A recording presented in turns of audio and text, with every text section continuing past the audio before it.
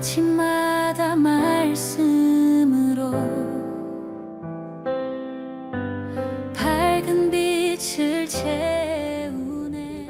우리가 지난주부터 23장을 지금 보고 있는데요. 지난주에 이제 23장 1절에서 6절 말씀을 보고 오늘 이제 7절부터 마지막 20절까지 보고 있는데, 이것이 이제 하나로 연결된 것이죠.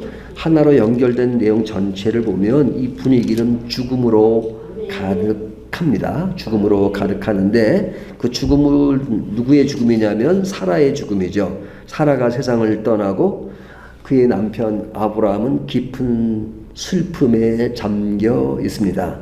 그래서 그 슬픈 내용을 앞에 다루고 있고, 그리고 이제 그 아내가 죽었으니까 그 아내를 장사할 매장을 찾고 있는 내용입니다. 그러니까 그 매장을 찾는 내용들이 이제 아주 구체적으로 다루고 있는데요. 그 매장을 구입하기 위한 그 내용, 이것이 이제 7절부터 20절까지 계속 지금 언급하고 있습니다. 근데 이제 그 과정 속에서 이루어지는 일이 무엇인가 하는 것인데요. 먼저 아브라함이 이 땅에 들어온 동기를 한번 생각해 보면, 뭐 동기는 너무 뚜렷하죠. 근데 그 동기의 과정을 통해서 지금까지 살아온 아브라함이 지금 몇 년째 이곳에서 살고 있습니까? 1번 10년, 2번 20년, 3년, 3번 30년, 4번 40년 이상. 예, 우리가 이제 뭐 이렇게 숫자가 나오진 않지만 계산을 해보면 금방 나오죠. 아브라함이 이 땅에 들어온 지 62년이 되었습니다. 62년. 62년이 되었는데, 어떻게 62년인 것을 알 수 있냐면, 아브라함이 가나안 땅에 들어올 때가 몇 세였어요? 75세였잖아요. 75세 하나님의 부르심을 받고 갈대아 우르를 통해서 하란을 통해서 가나안 땅에 들어왔습니다. 그때 사라의 나이는 몇 살이었어요? 65세, 10살 차이니까 65세죠. 근데 지난 본문에 보면 사라가 언제 죽었느냐? 127세에 죽었다라고 이야기합니다. 그렇다면 아브라함은 사라보다 10살 위니까 137세가 되겠죠. 그러면 이제 그가 75세에 와서 지금까지 살아온 횟수를 따져보면 62년 동안 아브라함이 가나안 땅에 산 것입니다. 근데 이제 가나안 땅에서 62년 만에 지금 이 아내의 죽음을 통해서 막벨라 굴이라고 하는 아주 작은 땅을 구입하는 사건이 오늘 본문에 기록된 것이죠. 그러니까 그 땅을 구입하는 그 사건을 아주 집중적으로 오늘 말씀이 언급하고 있는 것인데요. 자, 이것을 좀 더 섬세하게 살펴보면, 지금 아브라함은 이 땅을 구입하기 위해서 그 땅의 주인인 헷 족속, 가나안 족속이죠. 그 사람의 그 리더가 되는 그 사람에게 몸을 굽히며 사라의 매장지를 팔 것을 요청을 합니다. 근데 이렇게 요청하는 이유는 뭐예요? 그가 자기 땅이 아니고 그는 나그네로 살아왔기 때문에 자신이 소유한 땅은 단 한 평도 없습니다. 그런데 이제 땅이 필요한 거예요. 그러니까 그의 앞에 나서 겸손하게 부탁을 합니다. 부탁을 하는 내용이 이제 7절부터 9절까지 나오죠. 7절 보면 아브라함이 일어나 그 땅 주민 헷 족속을 향하여 몸을 굽히고, 그러죠. 8절 그들에게 말하 이르되 나로 나의 죽은 자를 내 앞에서 내어다가 장사게 하는 일이 당신의 뜻일진데 내 말을 듣고 나를 위하여 소알의 아들 에브론에게 구하여, 이 사람이 이르답니다. 그리고 나에게 이제 그 땅을 팔라 하는 그런 이야기를 하는 겁니다. 그러니까 이때 이제 땅을 사게 되면 아브라함이 처음으로 땅을 사게 되는 겁니다. 그러면 이 땅에 들어온 지, 가나안 땅에 들어온 지 몇 년 만에 땅을 처음 구입하게 되는 거예요? 62년 만에.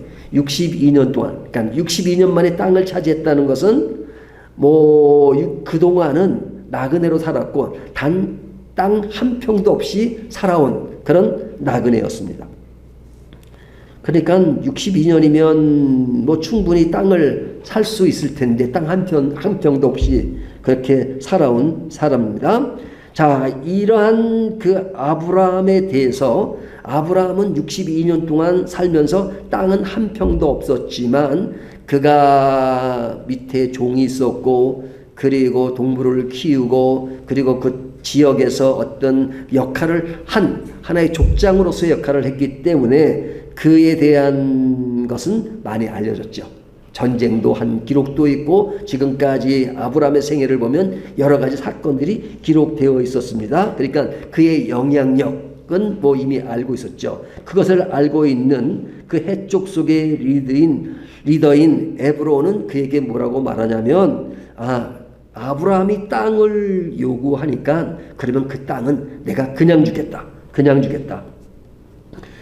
주겠다고 하죠. 그냥 줘도 우리가 뭐 땅이 많은데 그 정도 땅 주는 거 그렇게 어려운 일이 아닙니다. 그러니까 우리 친분이 있으니까 그 땅은 그냥 가지십시오. 그렇게 말을 합니다. 그러니까 아브라함이 그가 그렇게 배려하는 것에 대해서 그 배려는 감사하지만 나는 이 땅을 돈을 주고 사야 되겠습니다. 그러니까 그 사람이 하는 말이 이 땅을 시세대로 말하면 400세겔 되는데 400세겔 되는데 그냥 가지십시오. 그러니까 아브라함은 아닙니다. 사겠습니다. 400세겔이면 얼마 정도 되냐면 지금 돈으로 환산하면 한 4천만 원? 뭐 이것은 정확하게 환산이 안 되면 한 4천만에서 6천만 원 정도 되는 돈입니다. 그러니까 뭐 큰 돈일 수도 있고 작은 돈일 수 있는데 그 땅을 지금 가격이 그렇다. 그 시세가 그렇다는 겁니다. 근데 오늘 본문은 그 당시 시세가 어떤 것까지도 지금 이야기를 하고 있습니다. 그것이 이제 11절에서 말씀을 하고 있는데 이제 16절부터 18절까지 보면 아브라함은 400세겔을 지불하고 그리고 막벨라 굴과 밭을 공식적으로 소유를 하게 됩니다. 그러니까 400세겔을 지불을 한 것이죠.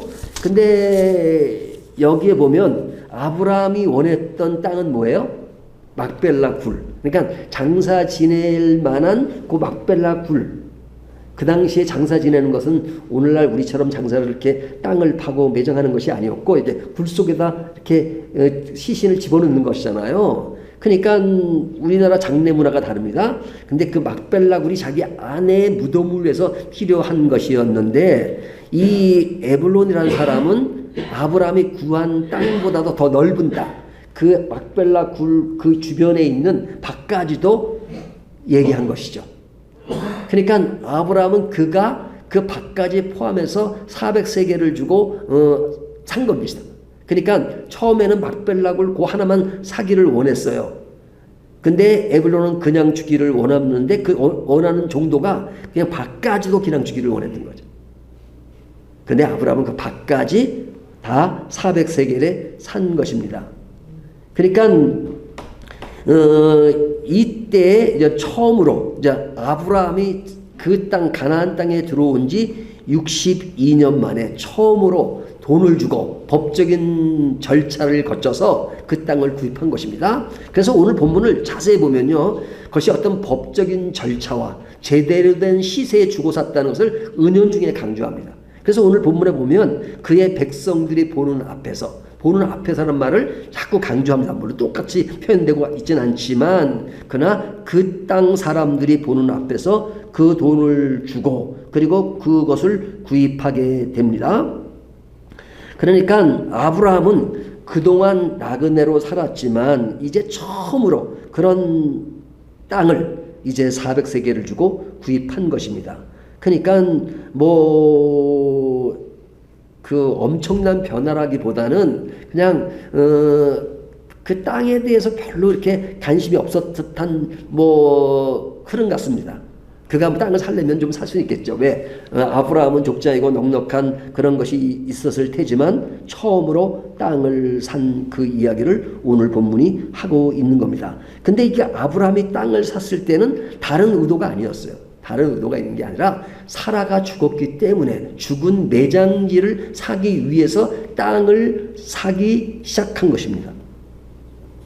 시작했다니까 그 뒤에도 보면 아브라함이 계속 땅을 샀느냐 그러진 않아요. 아브라함이 산 땅이 이것입니다. 근데 이제 이 땅에 대한 이야기가 아브라함이 산 동기와 동기는 단순하지만 그러나 이 땅에 대한 것을 성경은 단순히 아브라함이 사라의 매장지로 땅을 샀다 하는 그 정도의 이야기로 끝내는 것이 아니죠. 뭔가를 지금 하고 싶은 얘기를 하는 거죠. 하고 싶은 얘기를 하고 싶은 거죠. 그 하고 싶은 얘기가 뭐냐? 그것은 오늘 본문 속에 다 포함되어 있지 않지만 이 속에 굉장히 깊이 매몰되어 있는 하나의 메시지가 있습니다. 그 메시지는 지금 당장은 드러나지 않지만 이 내용들이 어떻게 지금 확대될 것인가 하는 그 메시지를 이 속에 담고 있는 것입니다. 그 담고 있는 메시지 중에 하나가 뭐냐면 그 23장 뒤에 보면 19절에 보면 이런 말씀이죠. 마브레는 곧 헤브론이라 그러죠. 마브레는 곧 헤브론이라. 그러니까 이 땅은 지역 이름이 뭐예요? 마브레입니다. 근데 곧 헤브론이라. 이 마브레는 곧 헤브론이라 하는 말을 굳이 강조할 이유가 있나요? 마브레면 마브레지 뭐 또 곧 헤브레라. 이것을 옆에 가로를 치고 그냥 추가 설명을 했어요. 마브레는 곧 헤브론이라. 그러면 마브레와 헤브론의 그 차이는 뭐냐 이거죠. 마브레는 헤브론에 속한 땅입니다. 그러니까 우리가 이젠 그 용인시 안에 살고 있잖아요. 여기를 수지잖아요. 수지. 예? 제가 이제 처음 교회 부임해가지고 이젠 사람들이 묻네. 어느 교회로 가셨어요? 그래서 제가 저 용인에 있는 교회로 갔습니다. 그랬더니 교우분들이 뭐냐면 목사님 위양이면 용인에 있는 교회라고 하지 말고 수지에 있는 교회라고 하십시오. 그래요. 이 수지에 대한 이미지와 용인에 대한 이미지가 다릅니다. 그런 얘기를 하더라고요. 그러나 뭐 용인에 있으니까 용인은 용인이 굉장히 크잖아요. 이렇게 용인에 보면 젊은 친구들이 이렇게 방위 훈련 받으러 가면 제가 이제 데려다 준 적이 있었는데 가면 이렇게 거기 가면 1시간 걸려요. 요 같은 용인인데 불구하고 용인시가 그래 큽니다. 근데 용인시 안에 수지가 있잖아요. 수지구. 뭐 수지구만 있는 것이 아니라 뭐 여러 가지 지역들이 있잖아요. 근데 마브레는 그런 헤브론에 있는 그런 용인의 수지처럼 마브레는 헤브론에 있는 작은 지역인 것입니다. 작은 지역. 근데 이 작은 지역은 그냥 지역이 작은 지역일 뿐인데 여기 수지는 곧 용인이다 이렇게 말하는 겁니다. 수지는 곧 용인이다. 그렇게 말하는 이유가 있죠. 수지가 곧 용인인가요? 아니잖아요. 용인에 속한 것이죠. 근데 여기 마브레는 곧 같은 동급으로 곧 헤브론이다. 이렇게 말하는 것은 아브라함이 산 땅은 지역적으로 크기가 굉장히 딴 마블의 땅이지만 그 땅은 그 정도의 범위가 아니라 굉장히 넓은 헤브론의 의미를 가지고 있다 하는 것을 이야기합니다. 그러면 이 이야기가 뭐 이렇게 중요한가? 지금은 잘 나타나지 않지만 그러나 이제 성경이 뒤로 가면 그 지역의 가치와 중요성이 드러나는 것입니다. 이 마브레는 아브라함이 장막을 치고 제단을 쌓던 것입니다. 창세기 13장으로 가면 아브라함이 장막을 치고 제단을 쌓던 것이 마브레라고 합니다. 근데 이제 이 제단을 쌓던 이것이 이젠 나중에 이제 그런 헤브론의 범주 안에서 같은 동격으로 이야기를 하고 있는데 여기에서 아브라함은 제단을 쌓은 것이니까 믿음의 시작이라고 말할 수 있죠. 여기서 제단을 쌓았다. 마브레에서 제단을 쌓았다. 그러면 그의 믿음의 시발점이 마브레시다. 이렇게 볼 수 있죠. 하지만 오늘 본문은 그가 그곳에서 땅을 샀는데 그 산 땅, 그 아브라함이 사고자 한 땅은 막벨락을 아주 작은, 구리니까 얼마나 크겠어요. 하지만 그것이 본의 아니게 에브론에 의해서 그 밭을 포함하니까 그거보다는 좀 넓은 땅이 되었죠. 넓은 땅이 되었는데 그 넓은 땅은 마브레예요. 하지만 이 땅이 헤브론이라 이렇게 말하는 것은 그 땅은 그냥 단순히 작은 땅이 아니라 그 땅이 가지고 있는 어떤 속성, 어떤 무엇인가가 있다는 것이죠. 그것은 뭐냐면 아브라함이 작은 땅 제단에서 믿음으로 시작했지만 그 땅은 믿음의 성취로서 땅을 소유한 그 범위가 좀 더 넓어지고 있다 하는 것들을 지금 암시하는 겁니다. 그런 흐름으로 강조되고 있습니다. 근데 이제 후대에 그 땅은 어떤 곳이 되느냐? 그 헤브론은 이제 이삭과 야곱이 거주한 곳이 됩니다. 이삭과 야곱. 이삭은 누구예요? 아브라함의 아들이고, 또 그 아브라함의 아들 이삭은 또 이제 뒤에 이렇게 계속해서 이제 자손을 가잖아요. 예? 자손을 가서 요새까지 가잖아요. 근데 그 땅 헤브론에 있는 사라가 묻혔던 그 매장지는 아브라함도 그곳에 묻히게 되고, 그 다음에 야곱, 요셉까지. 요셉은 그런 애굽의 총리가 되지만 나중에 그의 시신이 죽은 후에 다시 헤브론으로 오는 것을 볼 수 있습니다. 그러니까 지금 이스라엘 가도 헤브론에 가면 그것이 있어요. 그러니까 저는 아주 오래전에 제가 영국에 유학할 때, 그때 이제 제 친구랑 배낭 하나 메고 이제 이스라엘 갔던 적이 있었는데, 그때는 진짜 이스라엘 전쟁 중이었어요. 전쟁. 막 전쟁이 심했습니다. 그러니까 헤브론에는 전쟁 중이라 못 들어가게 하는데, 저는 그런 거를 피하는데, 제 친구는, 그 친구는 나중에 러시아 선교사로 가가지고 이제 은퇴를 했는데, 거기는 아주 모험심이 강해요. 그러니까 저보고, 아유, 뭐 총 맞아도 좀 가재는 거야. 그래서 그건 차도 안 들어가요. 그래서 겨우 차를 어떻게 탔는데, 버스를 탔는데, 버스에 완전 철장을 다치고 위험하니까 다치고 이제 헤브론을 갔습니다. 헤브론에 가니까 진짜 거기 아브라함의 무덤이 있고 다 있어요. 있는데, 거기에도 이제 그 이스라엘 군인들이 막 수류탄 주렁이로 달고 뭐 총 메고 뭐 그러면서 이제 뭐 그냥 아주 사람도 없습니다. 전쟁 중이니까. 저희 두 사람만 딱 있어요. 여기를 왜 왔냐고. 그래도 여기 지금 여기에 성경 유적지니까 왔다고. 그러니까 그 사람이 이제 군인이 안내가지고 결국 들어갔습니다. 이제 구경하고, 그리고 지금 빨리 나가라고, 위험하니까 빨리 나가라고. 그래가지고 거기서 이게 버스가 이제 기다리는데, 이게 버스가 이제 전쟁 중이니까 가끔 한 대가 와요. 근데 오려면 뭐 시간이 얼마 있어야 된대요.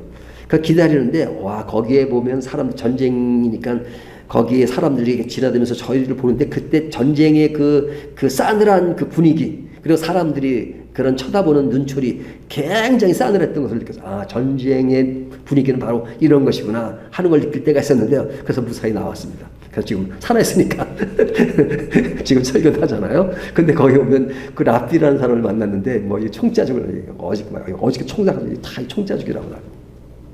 근데 헤브론이 그런 것입니다. 헤브론도 지금 여전히 그런 유적지로 남아 있는데, 그 헤브론 그 지역에 아브라함의 무덤, 사라의 무덤, 뭐 이삭, 야곱, 요셉의 무덤이 다 그곳에 있는 겁니다. 뿐만 아니라 그 뒤로 가면 여호수아 갈렙이 차지한 땅이기도 하죠.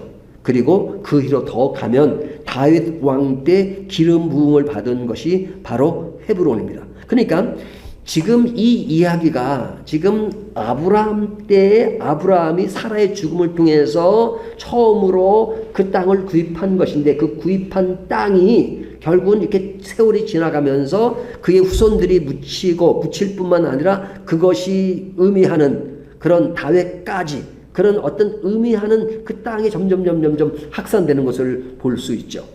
자, 그렇다면 우리가 이 본문을 이해하기 위해서는 그 당시 시대적인 역사적인 흐름을 이해해야 됩니다. 흐름은 왜 이해해야 되느냐? 하나님이 아브라함을 부르실 때 뭐라고 약속하시고 부르신 거예요? 언약을 맺으셨잖아요. 내가 내 후손이 하늘의 별처럼 바다의 모래처럼 많아질 것이다. 그렇게 약속을 하셨죠. 그건 사람에 대한 약속이에요. 하지만 내가 이 땅은 약속의 땅이다 그럽니다. 약속의 땅. 그러면 이스라엘은 지금 그 땅인 이스라엘이라는 이름이 붙었잖아요. 이스라엘은 그 조상이 누군 거예요? 아브라함이죠. 그러니까 이스라엘 사람들은 어떤 신앙적인 문맥보다도 실제 자기들의 조상이 누구냐? 아브라함입니다. 그러면 아브라함이 조상이에요. 이스라엘의 조상입니다. 그러면 아브라함이 가나안 땅에 들어갔을 때는 이미 사람들이 살고 있었죠. 누가 살고 있었어요? 가나안 족속이. 그냥 가나안 족속인데, 그때 아브라함은 그 땅의 주인입니까? 주인이 아닙니까? 당연히 주인이 아니죠. 가나안 사람이 아니니까. 근데 가나안 지역으로 온 거죠. 하나님의 부르심을 받고 갈대아 우르를 통해서 하란을 통해서 가나안 땅으로 들어온 겁니다. 들어와서 처음에 시작은 62년이 되도록 땅 한 평도 가지고 있지 않다가 62년 사라의 죽음을 통해서 땅이 처음 가지기 시작한 것이죠. 그것이 처음 시초예요. 시초예요. 근데 그 시초를 보고 아브라함이 그 땅 전체 이스라엘의 조상이라고 말할 수 있겠어요? 아브라함 가족은 몇 명 되지도 않아요. 아브라함의 후손, 3대 후손인 요셉 때 그의 가족들이 요셉이 애굽의 총리를 쓰니까 가족이 애굽으로 옮기잖아요. 그때 성경이 언급하는 그 사람 숫자는 몇 명이에요? 이동한 숫자를 몇 명으로 얘기합니까? 70명, 70명. 그러니까 아브라함, 이삭, 야곱, 요셉 때 사실은 그 인원이 뭐 그렇게 많지 않아요. 3대가 지났지만 70명 정도예요. 70명 정도에 듣던 사람들이 애굽에서 몇 년 동안 그 애굽에 살게 됩니까? 400년 동안 400년 동안 인구가 엄청 늘었죠. 그래서 이스라엘 백성들이 출애굽할 때 그때는 이제는 굉장히 많은 사람들이 출애굽을 하게 되잖아요. 근데 역사적으로 보면 아브라함 때는 그런 땅이 없었는데 이제 출애굽 과정을 통해서 여호수아 때 이제 그 가나안 땅을 다시 들어가게 되죠. 가나안 땅을 들어가게 되죠. 가나안 땅을 들어가면서 이제 가나안 땅을 하나하나 점령하기 시작합니다. 점령하는 것이 여리고를 거쳐서 아이성을 거쳐서 가나안 족속을 하나하나 북쪽 남쪽을 통해서 조금씩 무너뜨리면서 이제 땅을 차지합니다. 그래서 여호수아 때 땅을 차지하면서 그 땅들을 이스라엘 백성들에게 분배하기 시작하죠. 분배를 몇 개로 해요? 12지파. 예? 12지파가 있잖아요. 그러면 이스라엘 백성들에게 12지파로 처음으로 12지파의 땅이 나눠지는 겁니다. 그러면은 그 12지파 땅이 남겨주고 한 지파에게는 땅을 나눠주지 않죠. 그 지파가 어느 지파입니까? 레위지파. 레위지파는 제사장 역할을 하는 그 역할을 하기 때문에 땅을 주지 않아요. 근데 어떻게 12지파가 되느냐? 여기에 이전 그 요셉의 아들, 에브라임, 므낫세, 이 사람은 아들의 그 지파가 되죠. 다 야곱의 후손인데 그 두 지파만 요셉의 아들 주고 요셉이 빠집니다. 그래서 13지파가 돼요. 그러니까 레위지파만 빠지고 12지파에게 공정하게 땅을 나눠줍니다. 공정하다는 것은 뭐 정확하게 땅을 분배한 것이 아니라 추천을 해가지고 나눠지죠. 그리고 레위지파는 이제 무슨 일을 하느냐? 성전을 관리하고 제사 드리는 일을 하는 것입니다. 그러면서 생활하는 면은 각 지파가 11조를 내면 그 10분의 1을 레위지파에게 줘서 그들은 지역에 지분이 없었지만 그거로 생활하게 하잖아요. 그것이 이제 이스라엘 역사입니다. 그래서 이 여호수아 때 이제 이스라엘 땅을 차지하지만 다 차지한 것은 아니에요. 근데 여호수아 이후에 이제 사사 시대가 오잖아요. 사사 시대는 굉장히 혼란한 시대입니다. 혼란한 시대로서 모든 일이 좀 더 이렇게 좀 중단되는 그런 시기였다가 사사 시대가 지나면서 이스라엘 백성들이 우리에게 왕이 필요하다. 왕을 달라 해서 처음 왕이 된 사람이 누구예요? 사울 왕이죠. 사울 왕. 그러니까 사울 왕 다음에 이제 다윗 왕이옵니다. 다윗 왕 때 다윗 왕이 처음 왕이 될 때는 이스라엘 전 지역의 왕이 아니었어요.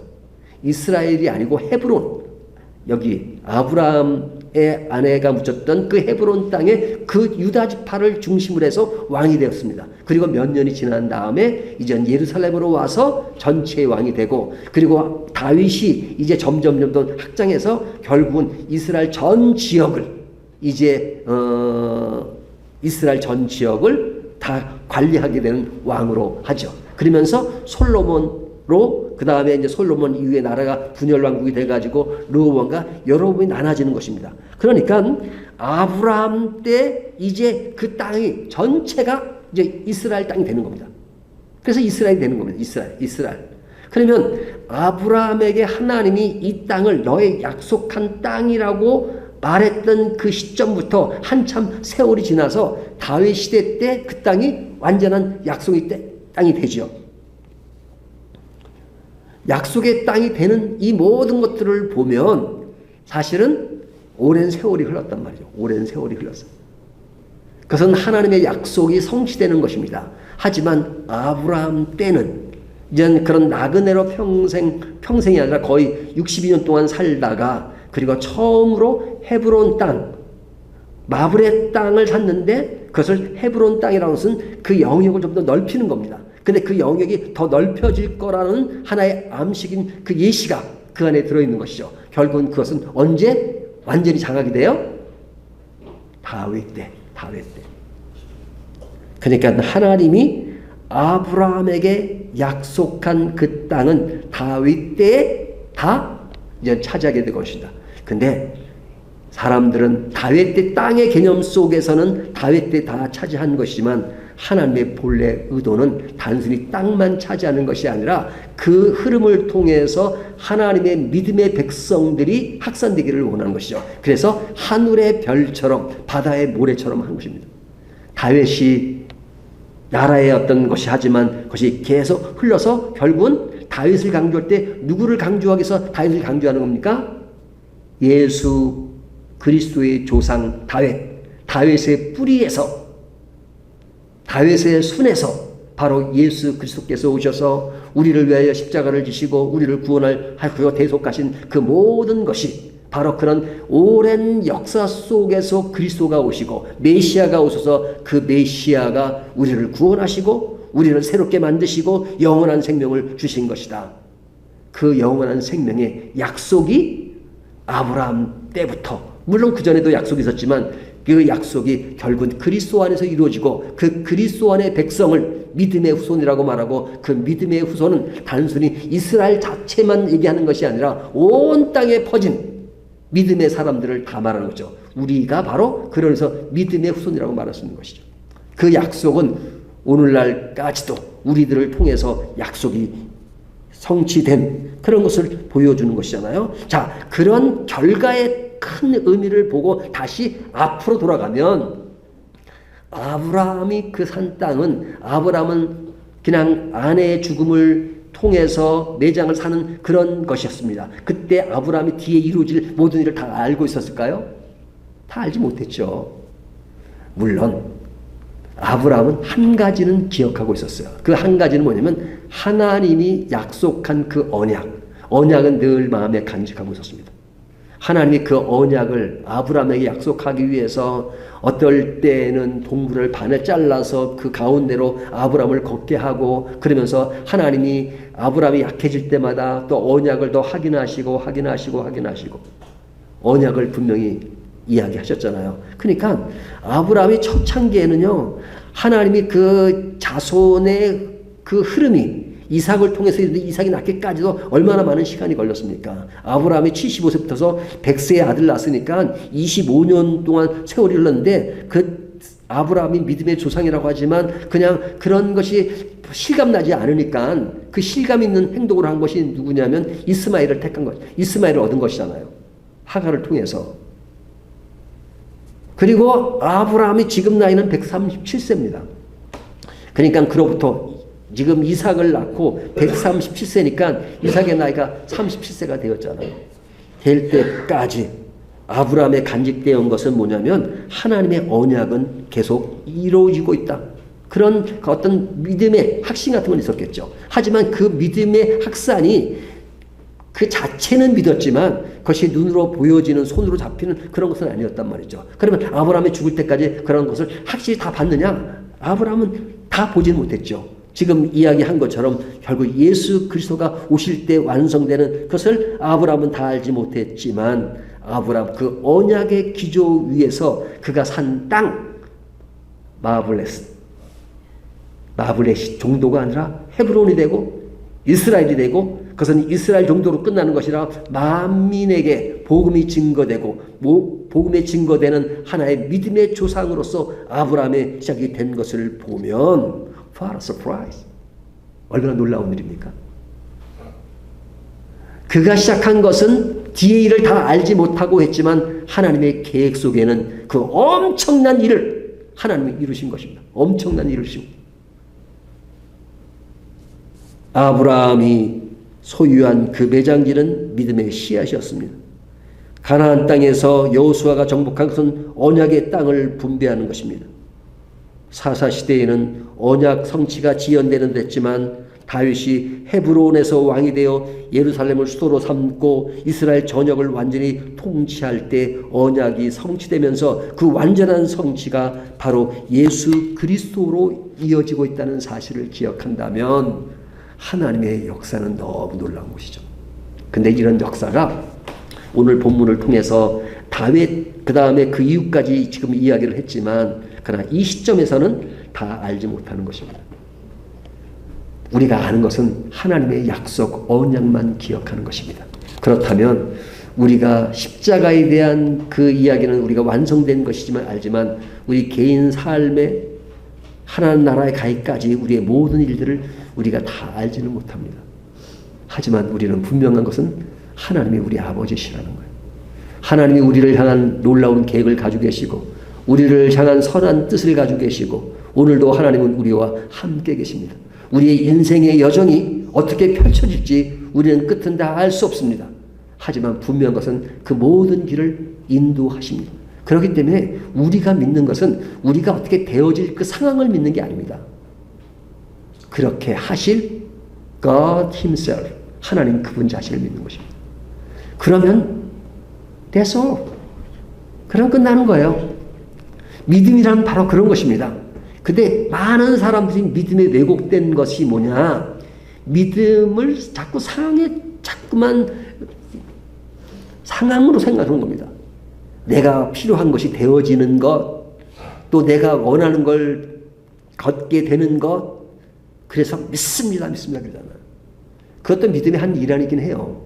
하지만 중요한 믿음의 핵심은 그것이 아니고 우리 하나님 그분 자신을 믿는 것입니다. 우리가 미래를 다 알 수가 없어요. 하지만 하나님은 그 미래를 하나님의 계획과 뜻에 의해서 그 모든 것을 다 이루실 것입니다. 우리는 다 몰라요. 하지만 그것을 믿게 하시는 하나님 자신을 믿기 때문에 우리는 그 하나님 안에서 지금 내가 행해지는 것은 작은 일이고 내 앞에 놓여진 것은 지극히 적은 일이고 작고 적은 일이고 잘 보이지 않는 일이지만 그러나 놓여진 그 앞에서 하나님 앞에 신실함과 정직함과 헌신과 그런 것으로 다가가는 이유는 내가 모든 것을 다 알아서가 아니라 다 아시는 하나님을 믿고 나는 지금 작은 일에 충성을 하고 작은 일에 내 어떤 믿음의 그것을 표출할 때 하나님은 그것을 지금 당장의 시점에서만 우리를 평가하시는 것이라 미래 되어질 일까지도 포함해서 우리를 평가하시는 것입니다. 그래서 의인은 뭐로 살아요? 믿음으로 사는 것입니다. 그 믿음은 그만큼 큰 것입니다. 믿음은 우리의 모든 것들을 하나님이 하시는 그 모든 것들을 다 망라하는 것입니다. 그 모든 세계가 내 안에 있는 것입니다. 내가 다 느끼고 만질 수 없고 볼 수 없다는 것이지 하나님의 영역 속에는 그 모든 것이 다 있는 것입니다. 우리는 그것을 다 볼 수 없고 만질 수 없어도 하나님이 그렇게 하시는 걸 현재 믿고 하나님에게 다가가는 것, 그것이 바로 믿음인 것입니다. 우리의 인생에는 슬픔도 있고 죽음도 있고 그리고 여러 가지 인생의 여러 가지 상황들이 있지만 그 상황 속에서 우리는 붙잡고 있는 것이 뭐예요? 하나님의 커버넌트, 하나님의 언약, 이것을 붙들고 한 걸음 한 걸음 나아갈 때 우리의 작은 믿음은 하나님의 큰 성취로서 끝나게 되는 것입니다. 우리의 작은 믿음의 결단이 하나님의 큰 언약을 성취한다 하는 이 말씀을 다시 한번 새기면서 오늘도 내 인생은 결코 작은 길이 아니라 굉장히 큰 길을 한 걸음 한 걸음 가고 있다 하는 생각을 가지면서 오늘도 믿음의 길을 함께 가는 저와 여러분이 되시기를 주님의 이름으로 축원합니다. 아멘.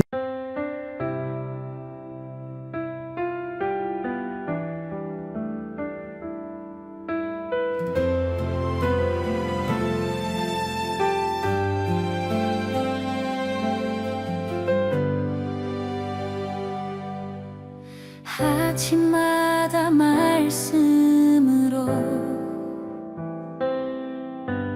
밝은 빛을 채우네.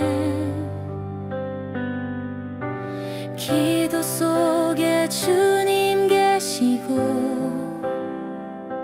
숨결마다 찬양 되네. 밝은 교회 그 이름처럼